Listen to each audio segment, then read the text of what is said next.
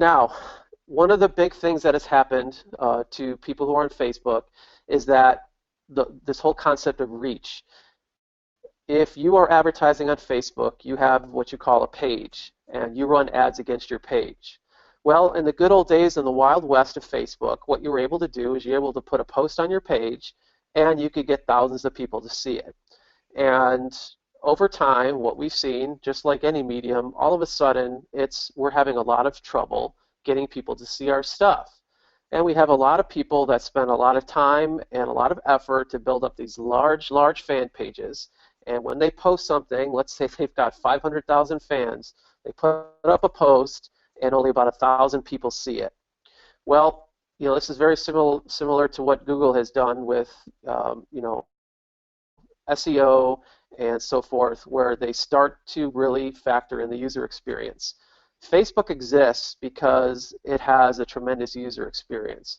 Google is the top SEO, or, I'm sorry, is the top search engine because of their user experience.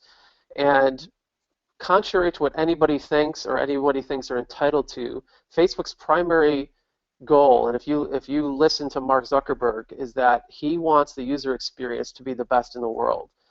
He is not going to get toppled because somebody else gets the user better than he does.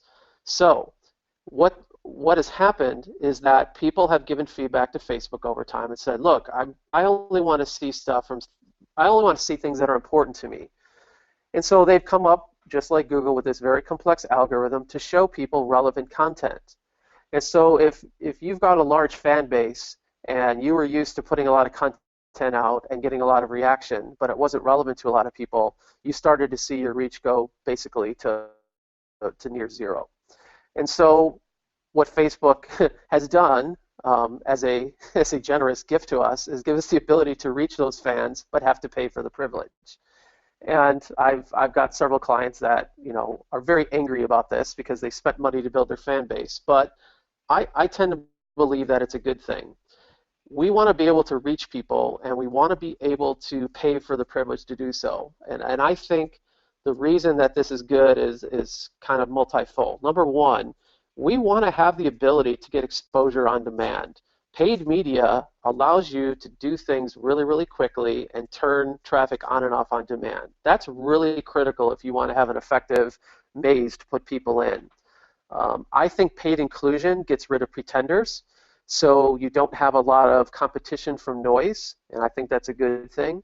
And I think paid inclusion favors strategic and smart marketers. It gives us the ability to do our homework, to study, to test, and to find things that work for us and find efficiencies in the system.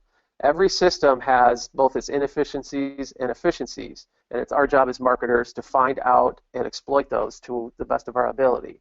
Now, I will tell you this, that paid also favors a deep pocket. There are times during the year when cost per reach and cost of advertising absolutely spikes through the roof. The most recent example is Super Bowl weekend.